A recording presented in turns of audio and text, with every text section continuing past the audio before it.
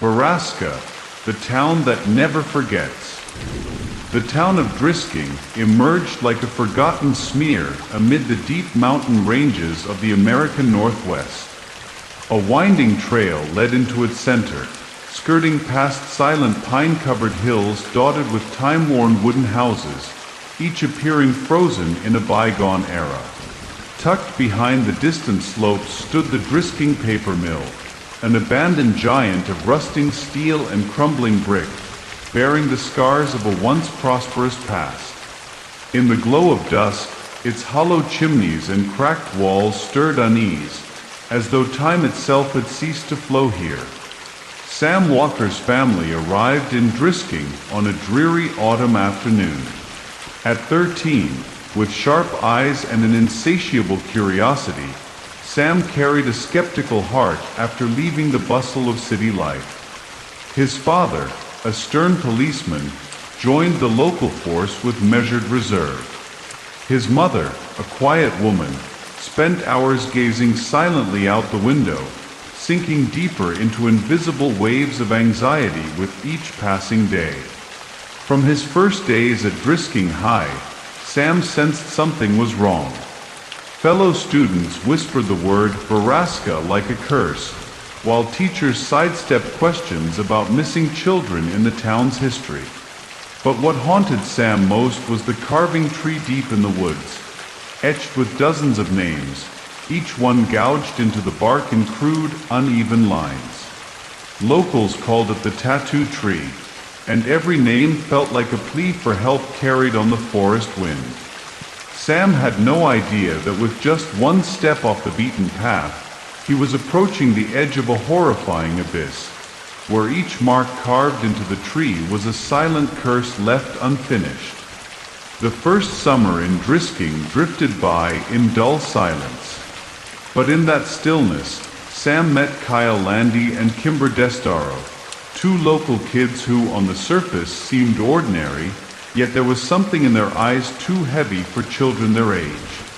Kyle was quick-witted and mischievous, while Kimber stayed quiet, often gazing into the distance as if her mind were always pulled towards somewhere deep within the forest. They first met at the town library, one of the rare places still bathed in warm light, filled with dust-laden maps and forgotten town records. It was there that Sam first heard of the carving tree. Kyle shrugged when asked, but Kimber glanced out the window before lowering her voice. "It's not something everyone should know," she said, "but if you're curious enough, we can go." And so they went, past trails thick with dry leaves and mossy stones, venturing deeper into the forest as if stepping into a parallel world where time slowed and the air felt weighty. The carving tree was unlike anything Sam had ever seen. Its trunk was massive. 3 children holding hands couldn't circle it fully. Its bark splintered and rough, etched with dozens of names, carved crudely and without order. Many had faded with age, covered in moss or worn down by the weather. But some names were fresh, like they'd only been carved weeks ago. Who carved all these names? Sam asked, a chill running down his back as the forest wind passed through. "No one knows," Kyle replied, the usual teasing gone from his voice. "Only that everyone whose name is here is gone." Sam wanted to believe it was a prank, but when he asked teachers at school, they all dodged the question. One science teacher shook his head. "Focus on your studies, Walker. This town's not for flights of fancy." Everyone avoided the topic, residents, classmates, even his own parents, as if silence was something they'd been taught since birth. Sam began to notice there were certain days when the town went eerily quiet. No cars, no voices, not even barking dogs. When he asked Kimber about it, she simply looked toward the mountains. "They say, the mountain breathes," she whispered. "That rustling sound through the rocks. It's not the wind. It's when it wakes up. Sam didn't know what it was. But from then on, every time the wind whispered through the forest at night, he noticed it was different.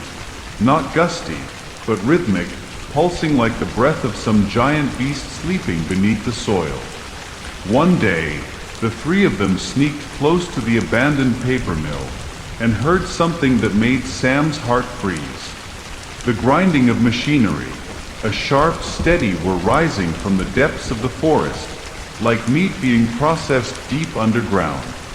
The mill had long been shut down and disconnected from power, yet something inside it still churned, hidden in the dark. Probably just old machines shifting in the wind, Kyle said, but even he didn't sound convinced. Kimber said nothing. She grabbed Sam's arm and pointed to a rusted warning sign near the factory entrance. Danger zone, no trespassing. Below it, someone had scratched in another line with a blade, "We never left. We were kept." From that moment on, Sam understood the stories of Barasa weren't schoolyard legends. Something real, something alive, pulsed beneath this town, and it never slept. Not ever. The sky above Drisking burned a deep red in the final days of summer, as if the sun no longer rose to warm but to scorch away everything left unburied. Sam, Kyle, and Kimber had spent weeks chasing down scraps of clues, whispers in school hallways, torn up articles buried in the back of the town library, and the silhouettes of people sneaking toward the paper mill under cover of darkness. The night they chose to sneak inside the mill, the wind was utterly still. Not a branch stirred, not a single insect sang. The town seemed to hold its breath. At midnight sharp, the three slipped out, following a narrow path through the northern woods where a rusted gate lay fallen, opening to a gravel road that led into the heart of darkness. The Drisking paper mill loomed like a giant corpse beached on land, silent but not yet decomposed. Inside, wide hallways blanketed in dust and cobwebs stretched past massive rust-streaked machines stained with oil and something dark, dried and old, perhaps blood. And then, in that heavy silence, came the sound, faint, rhythmic, the unmistakable grind of machinery from below. "There shouldn't be any power," Kyle whispered. "We checked." They followed the sound, a scraping, metal-on-metal growl, and now and then, what sounded disturbingly like panting. A narrow spiral staircase, hidden behind a mesh grate, led them downward into a stink so vile it clawed at their throats.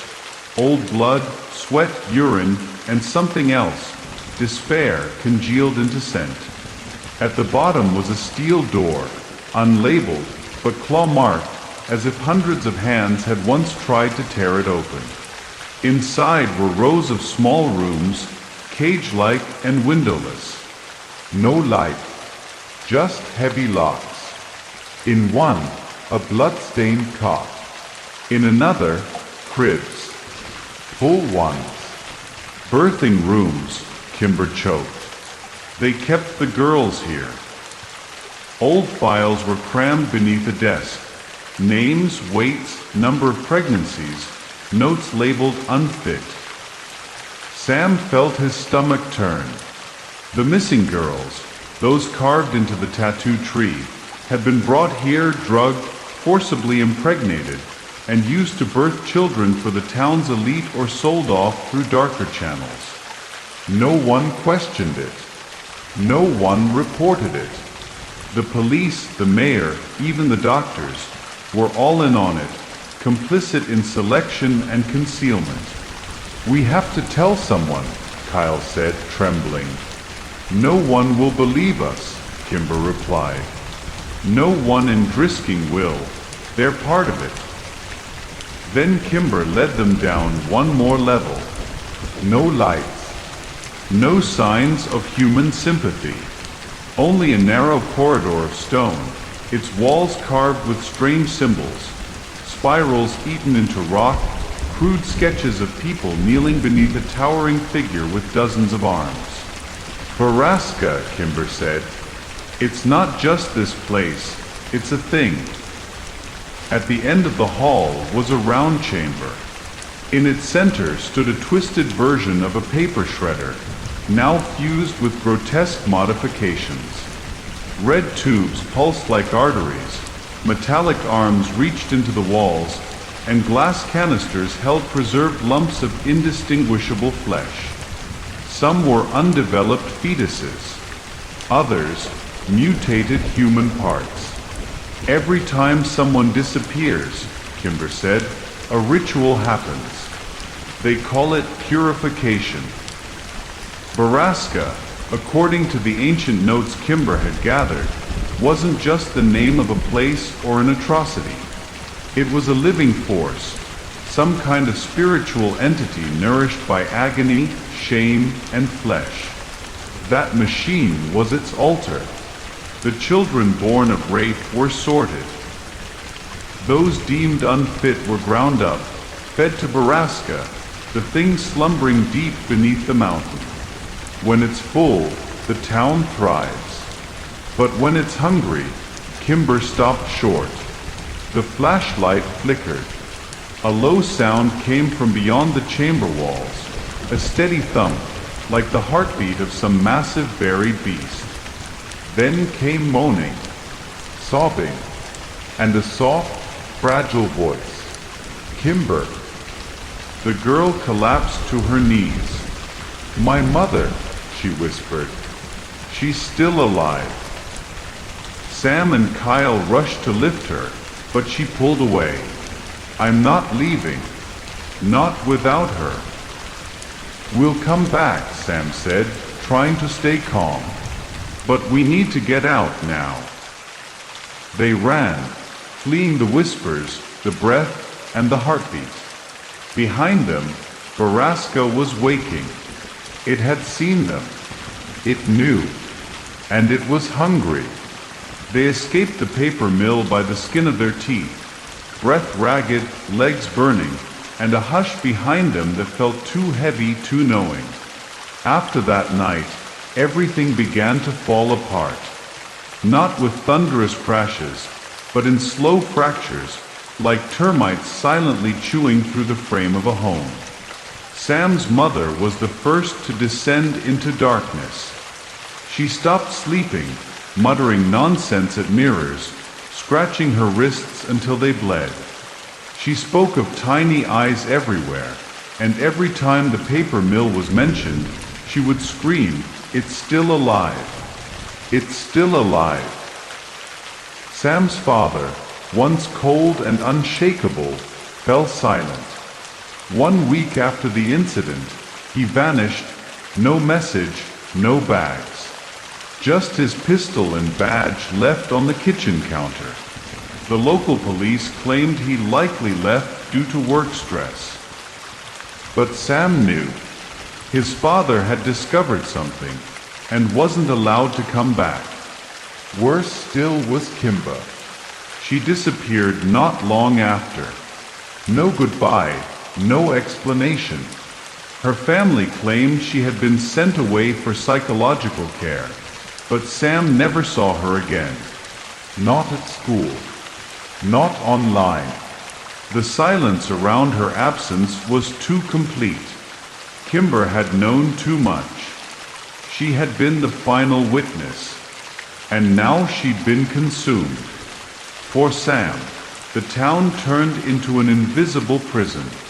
Adults stared at him strangely, not with fear, but with the cold weight of warning.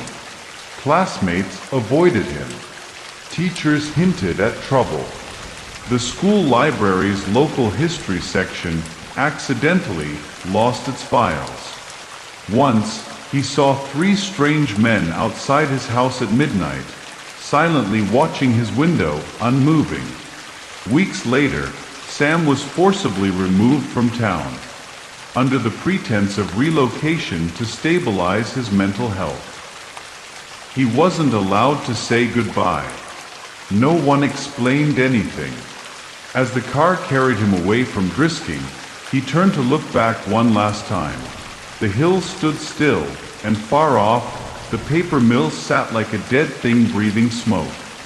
Behind the window glass, Sam realized he wasn't just leaving, he was being erased, branded as someone who knew too much. But what he had seen refused to fade. The nightmare of the birthing chambers, the living machine, the whisper calling Kimber's name in the dark, and that terrible heartbeat, steady, enormous, buried deep beneath the mountain. Sam stayed silent in the years that followed, living with a distant uncle in another city, trying to bury the past beneath layers of normalcy. But each night he woke in a cold sweat, the grind of machinery echoing in his ears, the smell of blood and waste in his nose, and deeper still, the hollow, gnawing ache of something irretrievably lost. Was Kimber still alive? Had his father been taken? And Barasa, was it still there? He couldn't say for sure. But one thing he knew, someday he'd have to return. Not out of curiosity, but out of obligation. A debt carved into his soul. Because if no one tells the story, it never ends. 10 years later, Sam Walker returned to Drisking on a gray autumn morning. The wind no longer carried coolness. It cut like a blade through memory. The trees along the road remained the same, gnarled and colorless. Rusted signs. A shuttered gas station. The elementary school was closed now, but the paper mill still stood, untouched, unspoken, and unchanged. No one welcomed Sam back. They didn't need his name to recognize him. His eyes, once lost, now held steel. He was one of the ones who knew. A survivor. A threat. Sam didn't come for nostalgia. He brought files, recordings, journals, photographs. Evidence he'd gathered during a decade of drifting between legal loopholes and stone-faced denial. Confessions, blueprints, real names of those who sat on the town council, cloaking past crimes in speeches about tradition and honor. He walked straight into the seat of power, Drisking's town hall. It was repainted every festival season, but inside, it was rotting like the town's soul. Sam didn't beg. He didn't threaten. He simply laid the files on the table and said, "I know, and I will tell the world." 3 men sat in the room, silent. They exchanged glances, wordless but knowing. Then the man in the center finally spoke. "Barasa doesn't have to kill you to silence you, Sam. It just has to make sure you lose everything." Sam gave a cold smile. "Then let's see who loses more this time." But that's when he realized something more terrifying. Barasa was no longer a place. It had become a force. An invisible network buried in every office, every institution, every name. It lived on forgetting, and its power lay in the town's will to never remember. Sam fought back. He uploaded recordings anonymously, sent files to journalists. One by one, the names surfaced: the former sheriff, the obstetrician, the school principal, the local priest. The town's most respected were, in truth, soaked in blood. But within days, the articles were taken down. Accounts locked. Contacts vanished. One journalist died in a car accident. Another took their own life. Doors began closing, like jaws snapping shut on the truth. Sam understood. Barasa had evolved. It no longer needed grinding machines to consume flesh. It fed on memory itself, muted by collective denial, by the sidelong glances, by the murmured best not to dig too deep. And then, late one night, when a faded photo slipped from the pages of his mother's old journal, Sam saw the truth. Barasa didn't just consume. It inherited. It took trauma and turned it into doctrine. It took memory and molded it into law. It lived like a parasite, rooted in the town's fear. Now, standing before the paper mill once again, Sam knew he couldn't destroy this thing with truth alone. It could only die if someone chose not to believe anymore. If someone pulled the plug on its only source of power, fear and silence. He reached into his pocket for a small lighter, the last thing his father had left behind. And he stepped into the dark. The fire never burned the paper mill down. No one really knew what happened that night. Some said they saw smoke rising from the northern woods. Others claimed it was just heavy fog. No one was arrested. No one confessed. Everything fell back into silence, as if nothing had ever occurred. Sam didn't die, but he was no longer the same. He surfaced in distant cities, working odd jobs, his eyes hollow, carrying a backpack full of documents no one would ever publish. Clues yellowed and curled with time, fading like his memories of Drisking. The town still stood. Children still vanished. The townspeople still celebrated the autumn festival, still sang songs about a proud heritage, still hung lanterns outside their porches each winter. But beyond the trees, Barasa still breathed, not with curses or cries, but with silence. And that was enough. Kimber never returned. No letters, no whispers in the wind. Only dreams, in which Sam saw her standing before the carving tree, her hair drifting in the forest breeze, her eyes void of light. She didn't beg. She didn't blame. She simply looked at him. Forever. And then turned to mist. Sam would wake in the night, drenched in sweat, still clutching the empty lighter in his hand. The motel room around him lay quiet, but he knew, somewhere, the machine still turned. There was still breath. And sometimes, a distant voice calling back, Sam. No one believed the story he told. A small, peaceful town. A human grinding machine. A creature that fed on pain. It sounded like madness. But truth does not need belief to exist. Drisking is still there. Barasa is still alive. And sometimes, the monster doesn't hide under your bed. It stands at your front door, smiling,